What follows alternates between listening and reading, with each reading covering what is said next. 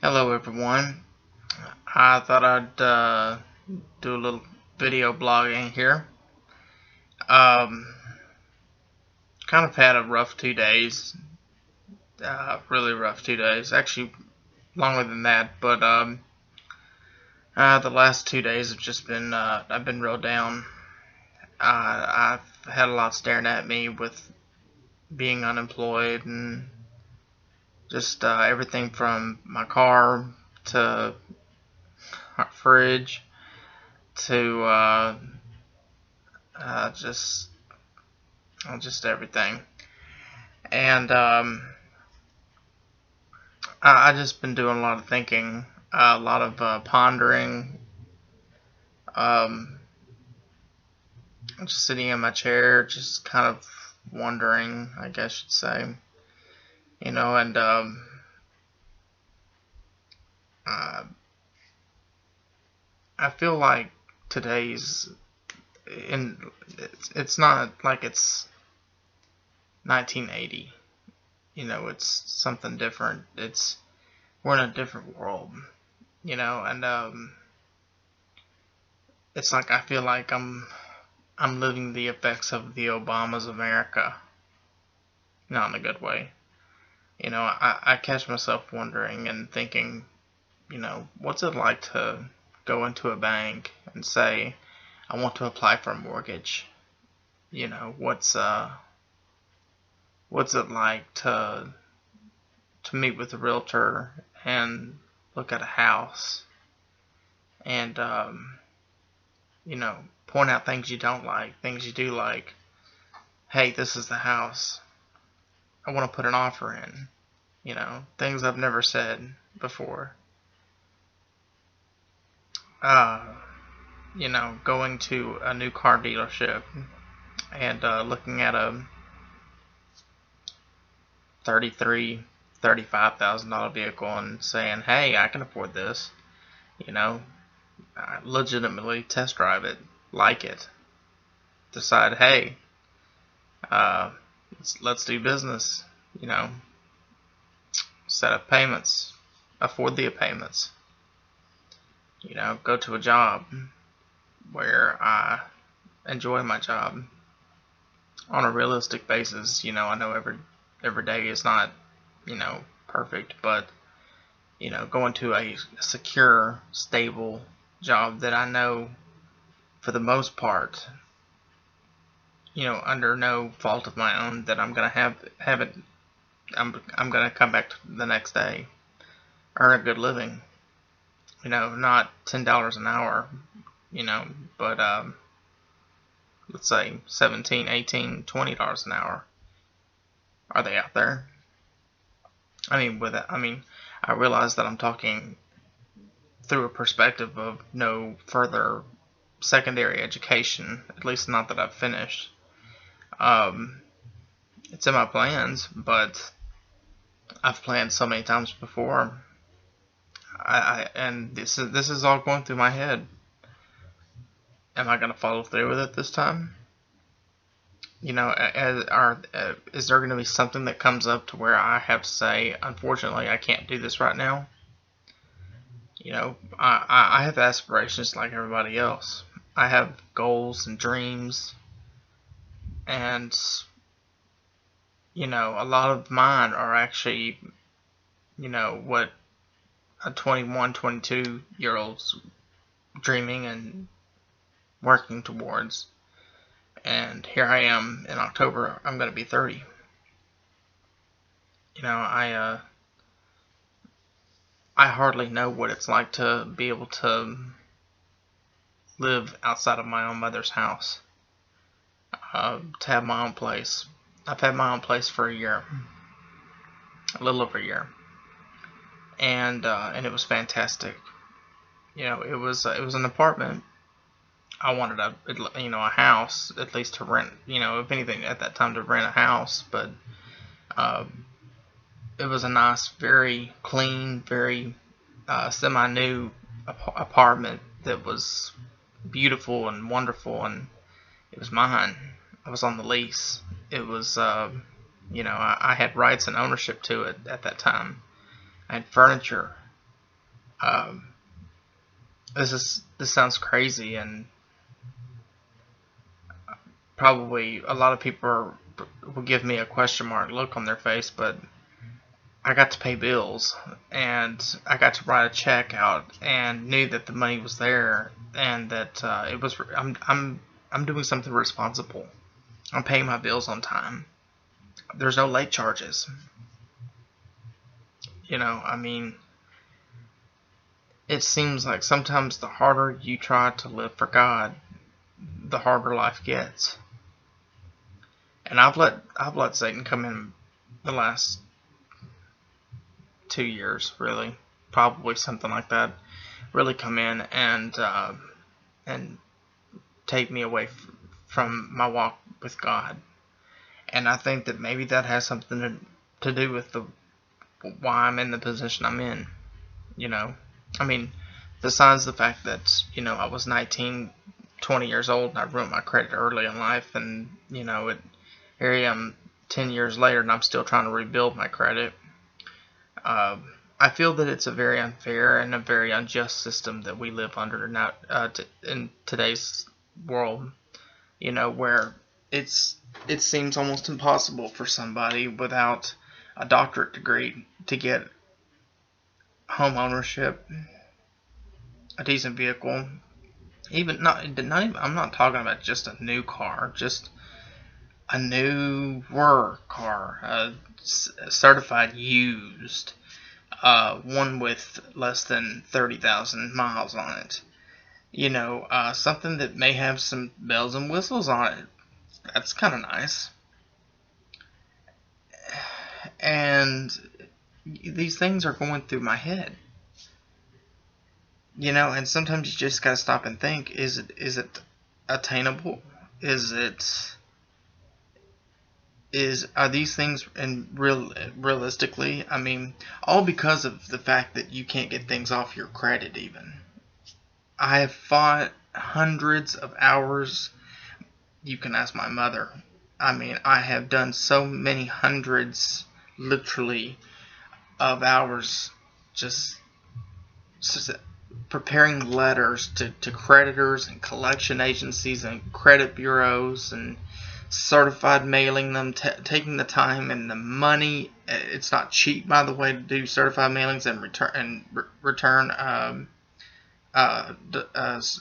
delivery confirmations and stuff. That costs money, and and the paper and the ink to print out reports and stuff. And I'm talking about just a financial aspect here. you know how what does it take? you know why is it so hard for your credit report, for instance, for things to finally go away? Why do you have to fight it so much? I put my time in. I've paid the high interest. I have gone without. You know, I've had to settle for the second best. I've put my time in, but I'm still paying for sins I committed a decade ago. Why is that? I mean, we've got stupid things in place nowadays that don't make sense, like the the Dodd-Frank Act, where it's near impossible, seems, to get a mortgage without a nearly perfect credit score. And then, of course, it's not just your credit score. They look at other things. Your employment background, your debt to rate income ratio, all of which, some of that is understandable, of course, but it's just like a 401k plan. If you want to make more money on a riskier uh, selection, then you've got to take that higher risk. Now, granted, that means higher interest for other people, but at the same time, why don't you take a chance on somebody somebody that really wants to attain that home ownership, do you really think they're going to default? I mean, I understand that things happen in life. Sometimes there's stuff that you just can't control. But when it comes to time, it's supposed to be time heals all, which is only partially true, really, by the way. You know, it's a hard life. It really is. Some people say, oh, I'd love to go back to high school and relive those days. No, not me. Not me at all. No. You'll never hear me say that. I've been wanting to work towards the American dream my entire life. In high school, I was thinking about the American dream, you know, of, going to school and getting my degree, uh, buying my first house, furnishing it, proud of what I've got, driving you know, we're not a $80,000 Cadillac, but driving a nice vehicle though, you know, you know, having barbecues at the house, you know, maybe being so successful as to put in a pool, that kind of thing, you know, uh, being successful financially and being stable and having a security. Um, I sometimes I just really wonder if that's really possible for somebody who made mistakes early in life. Do people really let go of your you know your faults? And then you've got people like me who I started out of high school and I started working offshore, manual labor, good money. I made very good money in the 3 years I worked offshore. I also got a back injury out of it. You know, I think that was a pretty big price to pay. Just the salary that I got for a lifetime of pain and agony that I have to, go through on a daily basis. And it even limits my ability to be employed at this point in my life. And I haven't actually hit that 30 year mark yet. But I'm not gonna be. I do not want to be put on disability. What kind of future do I have if I do? My only option is to, well, what I want to do at least. I want to go into real estate. Um, but it takes money to go into real estate. It takes time, and you have to invest your time and your money into doing that.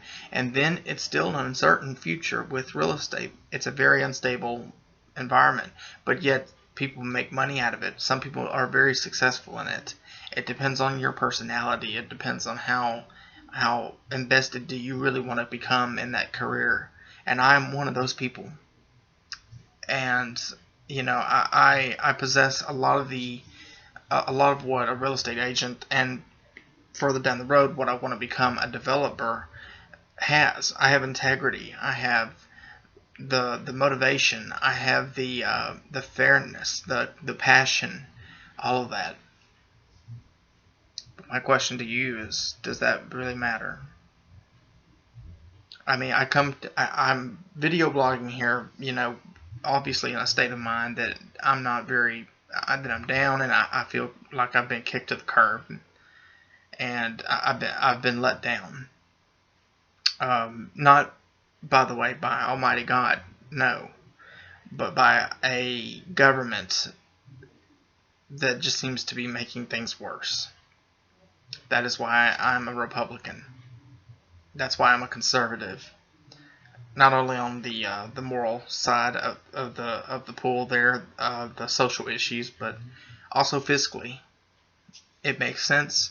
I don't understand how the other side thinks differently, that taxing more is the way to go. When the middle class like me, it's killing me. It's killing my American dream, and that's not fair. That does not give me a fair chance at the pursuit of happiness. And that's exactly what I want to do. So, thank you, government. You failed the American people. You failed me. But that's not to say that I won't ever overcome it. I still have hope. I'm just down right now. But I will overcome it. One way or another. I've still got some tricks up my sleeves. I've just got to get to that point to be able to use them. And I will. And I'll be able to look back on this day, on the last few years, and I'm going to be able to smile and say, I came a long way. That's what I got to say. So, as usual, questions, comments, concerns, leave them for me. Everybody else, keep doing what you're doing. Because one day it'll pay off. I believe that. But you're going to have downtime. That's just what I have now. So, thanks for watching, and till next time.